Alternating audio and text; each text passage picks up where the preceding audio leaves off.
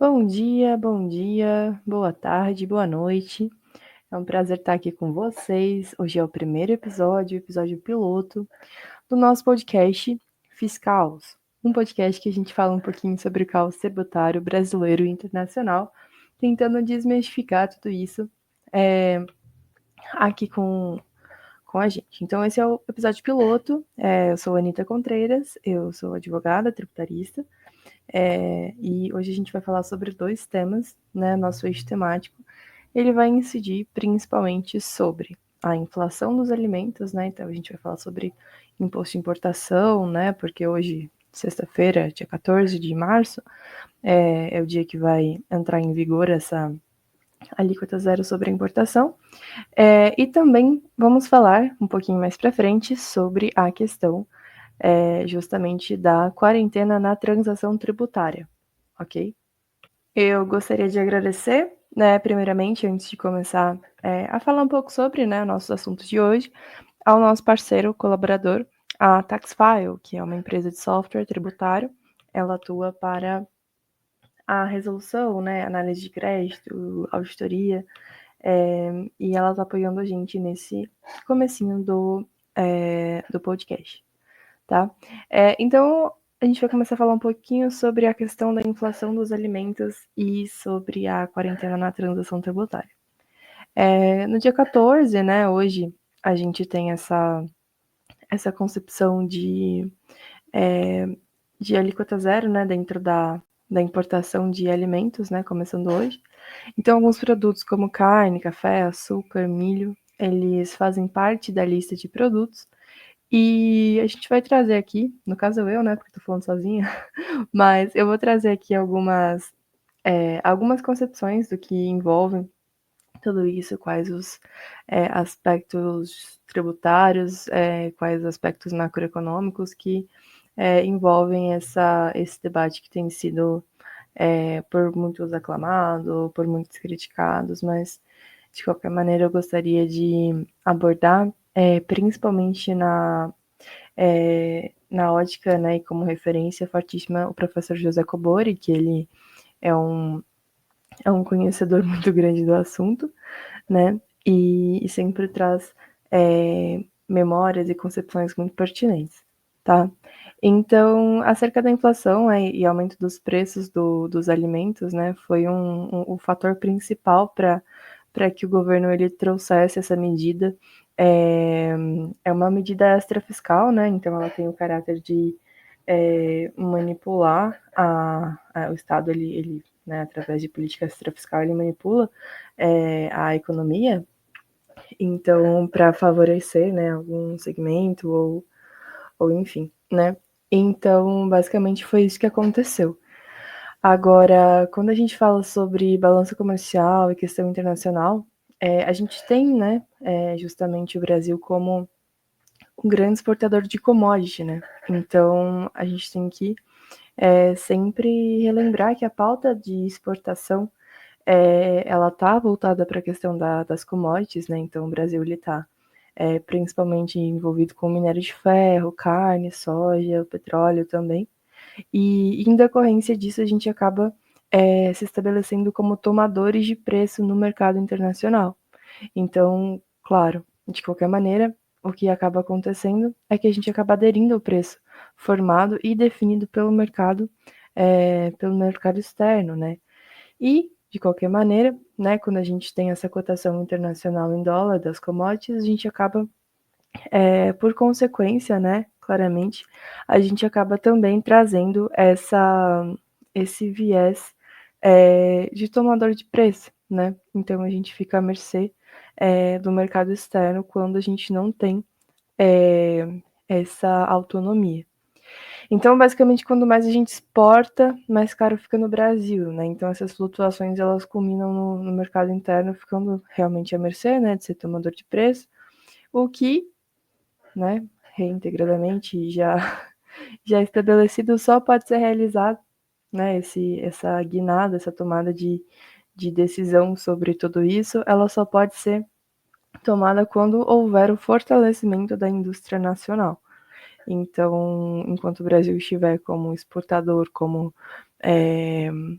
aquele que exporta, entre aspas, commodities, né, nas concepções de matéria-prima, de maneira muito simplificada, mas fora do contexto de integral manipulador, integral autônomo na questão da indústria nacional, realmente isso acaba ficando mais prejudicado.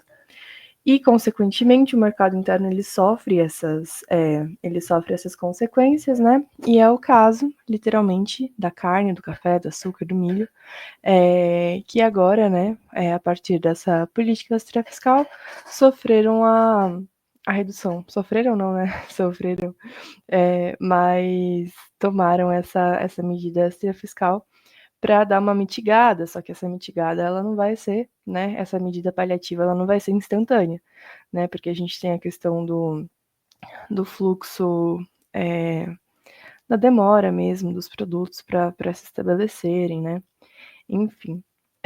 E algo que deve ser muito, muito importante, né, a gente pensa, bom, tá, fortalecemos a indústria nacional, mas e a questão a questão dos alimentos em si, né, então a gente tem que pensar muito sobre o fortalecimento da agricultura familiar e principalmente dos pequenos produtores, né, que são a base da cultura alimentar brasileira. Então, claro, enquanto a gente tem parte significativa voltada para commodity, voltada para balança comercial, voltada para exportação, né, a flutuação de preço do mercado interno vai ficar reservada a essa parte que vai estar sendo exportada. Então, claro, o fortalecimento da agricultura familiar e dos pequenos produtores é um fator assim de sumar importância. Então, a gente sabe que a gente tem essa política extrafiscal e que ela não é instantânea, pautada principalmente na elasticidade da demanda dos produtos agrícolas e produtos. Bom, cada um tem seu ciclo, né? O milho tem seu ciclo, o açúcar, o café tem seu ciclo. Então, assim, hoje em dia o cafezinho, ele tá sendo item de colecionador quase, né? Então, o café que tá na mesa do brasileiro acaba sendo um drama quase, gente. Tá uma coisa de louco. O preço do café, assim, né, na concepção brasileira, é uma questão muito séria. Bom, e pensando sobre todo esse cenário de como estamos, como vai ser daqui para frente, a gente não pode deixar de lembrar de uma coisa muito importante que está chegando aí, vem aí, que é a reforma tributária, né? E como ficou a questão dos alimentos, como ficou a questão da cesta básica, dos produtos in natura, dos produtos hortícolas, frutas e ovos, também como ficou a questão do próprio produtor rural dentro do espaço da reforma tributária. A gente sabe que a reforma tributária ela trouxe uma série de benefícios e uma das grandes conquistas dos pequenos produtores, do agronegócio também, mas assim, principalmente dos pequenos produtores, foi a questão da cesta básica e dos produtos hortícolas, né, frutas e ovos, enfim. A gente sabe que atualmente, né, a gente tratando de ICMS, enfim, a gente tem uma série de reduções de base de cálculo, uma série de alíquota reduzida, quando a gente fala sobre cesta básica, né, cada estado ele determina sua cesta básica e os itens que compõem. Inclusive, é uma reflexão muito interessante, estou divagando aqui, mas é uma reflexão muito interessante, justamente porque cada estado tem sua cesta básica, né, e seus incentivos com o ICMS. Então, é muito engraçado, porque o Brasil é um país tão grande que a gente pega e viaja um pouco nisso, né? Então, eu não vou falar agora todos de cabeça, mas a gente tem, por exemplo, em alguns estados do norte e do nordeste, o cuscuz, né? Ele faz parte da cesta básica, enquanto no sul o tereré faz parte da cesta básica, né? Em alguns estados, claro. Então, eu acho isso sensacional, assim, a gente tem essa liberdade estadual para falar sobre. e inclusive é uma questão que, embora tenha unificado a cesta básica agora na reforma, ela talvez perca esses, esses tons de certa autonomia estadual. Bom, de qualquer maneira, ainda assim, falando sobre cesta básica, a gente tem a questão da reforma tributária, né? Então, realmente, essa cesta básica consolidada mesmo, né? Porque, embora alguns estados tenham as suas excepcionalidades, né? Alguns têm essa cesta básica relativamente mais reduzida, mais escassa, para o próprio fisco estadual não deixar, né, de ter essa receita. Então, atualmente, a gente tem o anexo 1 da Lei Complementar, que trata de arroz, leite, fórmulas infantis, manteiga, margarina, feijões, café, óleo de babaçu, farinha de mandioca, farinha de milho, além de sêmola e grumos, grãos de milho, farinha de trigo, açúcar, massa, pão francês, grãos e farinha de aveia, carne bovina, está na cesta básica, carne suína, ovina e caprina também, assim como a de aves, além de produtos de origem animal, peixes, queijos, sal, mate, farinhas, massas com baixo teor de proteína para pessoas com aminoácido-patias, né? E, enfim. E basicamente esse é o condão agora da cesta básica. É uma cesta mais robusta, né, para alguns estados e mais seleta para outros, mas de qualquer maneira, né, unificada quando a gente fala sobre o IVA dual. E também a gente manteve a questão dos produtos in natura com beneficiamento, né, de redução de alíquota de 60%. Então, a gente tem essa concepção de produtos in natura, né? Então, é muito engraçado porque aqui ficou, na minha concepção, ficou um pouco dúbio, né? Porque a gente fala de produtos in natura, só que eles podem ser congelados, mas não podem ser acondicionados em embalagem de apresentação, né? Então, às vezes fica meio complicado, né? A gente vai congelar, mas não vai passar por um processo de industrialização que vai desconfigurar o item como produto in natura. É um, é um debate que já vem, né, de muito tempo, e eu acredito que pelo texto da lei complementar ele vai ser continuado ainda, justamente por estar um pouco dúbio, sabe? Ele tá um pouquinho. Ele fala sobre essa questão do congelamento, resfriamento ou simples acondicionamento, quando esses procedimentos se destinem apenas ao transporte, ao armazenamento ou à exposição para venda, né? E aí você fala, bom, mas não pode estar embalado para apresentação. Aí, se tiver embalado para apresentação, a gente vai perder a redução de 60% da alíquota. Então, eu acho um pouquinho complicado, né? O próprio texto, ele se confunde um pouquinho. E no anexo 15, né, também tem a questão dos produtos sujeitos à alíquota zero, né, que são os produtos hortícolas, frutas e ovos. Então, são aqueles produtos do hortifruti mesmo, que podem se apresentar cortados, em fatias, enfim. Bom, basicamente é isso. E uma outra questão muito interessante sobre a reforma tributária, que eu queria trazer aqui, né, porque a gente está falando sobre a questão do fortalecimento, né, justamente o fortalecimento da agricultura familiar e dos pequenos produtores para mitigar como que eu vou falar assim, para mitigar eu tenho uma palavra aqui, mas acho que é muito forte, então eu vou passar. Para mitigar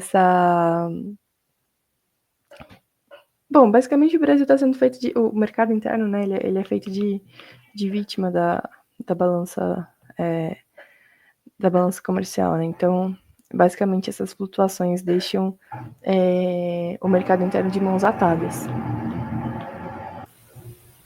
Então, essa medida, né, para o fortalecimento do próprio produtor rural brasileiro, que tem faturamento até 3,6 milhões ao ano, ele não é considerado, agora com a reforma tributária, contribuinte do regime geral da CBS, do IBS.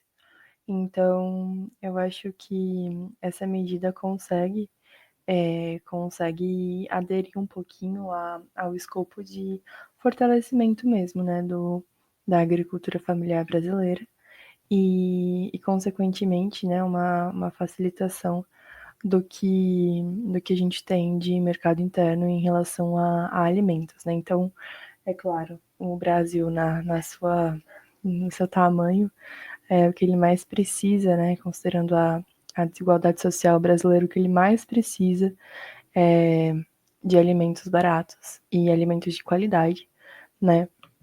E com certeza essa medida está aí para facilitar tanto a questão do fortalecimento do produtor rural, né? Porque se você tem uma redução tributária para o produtor, você tem uma margem de lucro maior para ele, assim como um fortalecimento para a própria segurança alimentar da população brasileira. Bom, meus caros, vamos agora falar um pouquinho sobre outra coisa. Vamos falar sobre a questão da quarentena na transação tributária. O termo quarentena, né, para o pós-pandemia, eu acho que a gente ainda é pós-pandemia, né, embora a gente já esteja em 2025, o trauma que se gerou no mundo, a gente se considera ainda pós-pandemia, né? Mas, de qualquer maneira, a questão da quarentena na transação tributária não tem nada a ver com isso.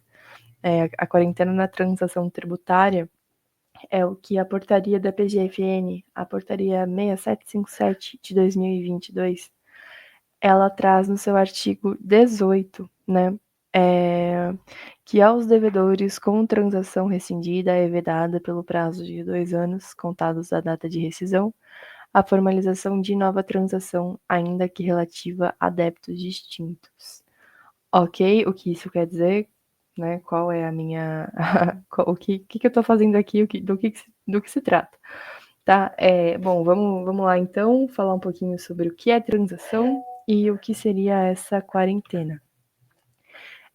Bem, basicamente, a transação tributária é um mecanismo que ele tem sido muito difundido pelo fisco. Por quê? Só pelo fisco, só pela própria PGFN, né? A PGFN em 2024, ela conseguiu recuperar, né, dívidas tributárias que estavam em dívida ativa, 54 bilhões de reais de dívidas de, entre aspas, difícil recuperabilidade, que estavam em dívida ativa. Então, o antigo parcelamento agora ele é diferente. Porque, além de poder ainda, né, ter o parcelamento, a transação tributária, ela traz o famoso devo, não nego, pago como e quando eu quiser e puder. Não quiser, né, porque é um acordo, então a gente tem certa limitação. Mas, de qualquer maneira, é uma coisa que a gente traz, né, é um mecanismo muito interessante porque ele facilita também para o contribuinte. Então, basicamente, a gente tem a concepção da transação tributária, né, como uma negociação com a procuradoria para falar assim: bom, estou devendo, eu talvez eu consiga pagar, mas a minha capacidade de pagamento ela não é tão alta quanto vocês imaginam. Eu não estou conseguindo pagar o que vocês querem. Eu consigo pagar tanto nessas condições porque esse é o meu patrimônio e é assim que eu vou conseguir fazer.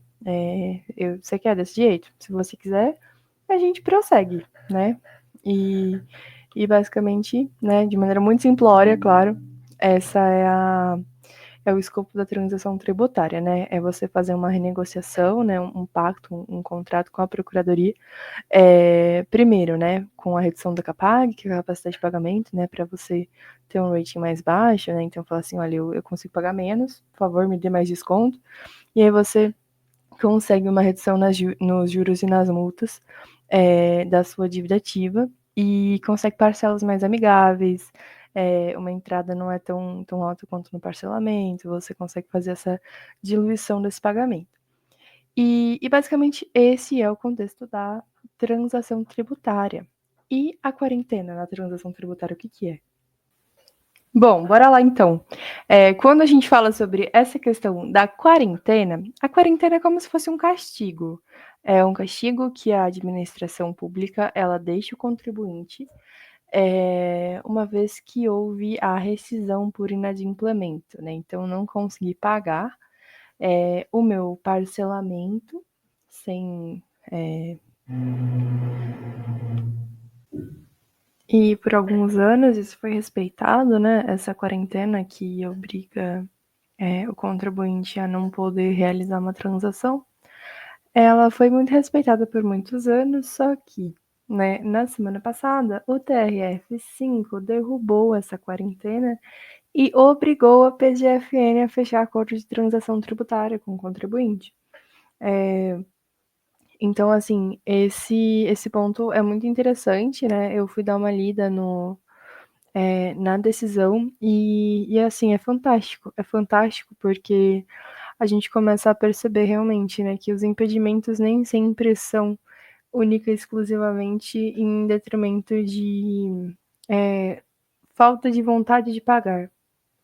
E tudo isso é muito bacana, assim, porque realmente a gente traz, né, algumas concepções sensacionais.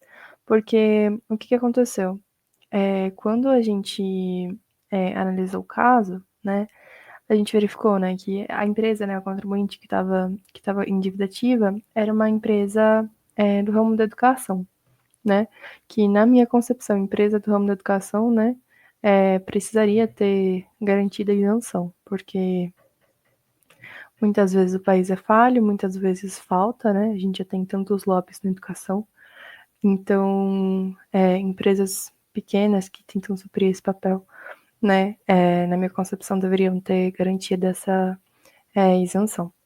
E, enfim, de qualquer maneira, o que aconteceu foi que ela havia, né, inadimplido com parcelas anteriores, tal, e basicamente a PGFN negou o pedido de transação, né, falando, não, você é uma pagadora, e é isso, não vou aceitar, beleza, né, foi judicializado, o TRF5 trouxe na decisão, né, foi uma decisão monocrática, a seguinte indicação, né, de ferir, né, os próprios princípios da razoabilidade e da proporcionalidade, né, que além de estarem vigentes na Constituição Federal, também estão expressos na Lei 9.784 de 99, que trata sobre isso. E realmente é uma loucura, né? É uma loucura porque a gente tem o tempo todo essa perda de muitos direitos quando o contribuinte ele está passando pela dívida ativa, enfim, né? Tem a própria falta na emissão da certidão, às vezes precisa de um compliance, e aí tem a certidão negada, ou não consegue participar de licitação, e muitas vezes não é nem porque a empresa não consegue pagar, né? Porque vai acumulando juros, vai acumulando multas, vai acumulando a falta de possibilidade de sair dessa situação, exceto colocar uma entrada, né, com às vezes 10, 20% do valor integral da dívida, e realmente acaba sendo meio complicado. E foi nisso que o TRF, né, incidiu. E justamente a ementa é perfeita, eu vou deixar aqui para quem quiser ler, mas é isso. Realmente a gente consegue ver agora Por que eu tô falando isso, né? Não é uma informação jogada. A gente tem que pensar muito sobre a questão, né, do próprio contribuinte, como que ele está inadimplente, né? O TRF ele cita que se o contribuinte ficou inadimplente em parcelamento anterior, certamente decorreu do insuportável peso da gigantesca carga tributária que sufoca todos na atualidade do nosso sofrido país. Foi essa a decisão. E, inclusive, pediu até a nulidade da portaria da PGFN, alegando que ela não tem nenhum valor, por ferir, né, os princípios da razoabilidade e da proporcionalidade. E de qualquer maneira, a gente pensa muito sobre isso, né? Sobre o viés até um pouco violento, né? Arrecadatório. Então, a gente tem aí 54 bilhões de reais só em transação e parcelamento. E ainda a gente pensa um pouco sobre, bom, Ficar sem pagar é muito mais perigoso do que pagar, né? Do que, enfim, porque a gente tem a questão da execução, da penhora, da teimosinha, né? Batendo na conta, e tem a vedação daqueles benefícios, como participação em licitação, às vezes empresas maiores não contratam quem não tem compliance em certidão, enfim. E tudo isso, às vezes, né, o molho acaba saindo mais caro que o frango. Uma, é uma frase que minha família fala muito. E nesses casos a gente começa a ver realmente como realidade. Mas, de qualquer maneira, ter esse respiro, né, e ver que as decisões estão indo para esse caminho já, de, bom, peraí, também não é assim, né, vamos com calma, vai negar tudo isso. Porque realmente nem sempre a pessoa deixa de pagar tudo isso porque quer, né? Às vezes realmente é algo que na atualidade, né, na duração tão rasa e tão curta das empresas no Brasil, acaba sendo uma realidade que fica difícil de sustentar mesmo, né? Embora a gente tenha o Simples Nacional, que de simples não tem tanta coisa assim, né? Mas ainda tem algumas questões, entre aspas, facilitadas na medida do possível. Ter uma visão, né, um respiro sobre a transação tributária e sobre a quebra da quarentena é muito positivo. É muito positivo para quem já fez um parcelamento e para quem não conseguiu arcar com o parcelamento, para quem já tentou uma transação, só que as condições não eram tão benéficas. E tudo isso é muito positivo para o contribuinte. Então é isso. Esse é o episódio piloto aqui da Fiscal. Eu gostaria de agradecer quem ouviu até agora. Gostaria de agradecer também a Texfile pelo apoio. E até a próxima. Eu gostaria de falar também que a gente vai trazer brevemente alguns convidados para falar um pouquinho sobre o meu Instagram, Anitta Contreiras. Vocês podem mandar sugestões. E um grande abraço e uma boa semana.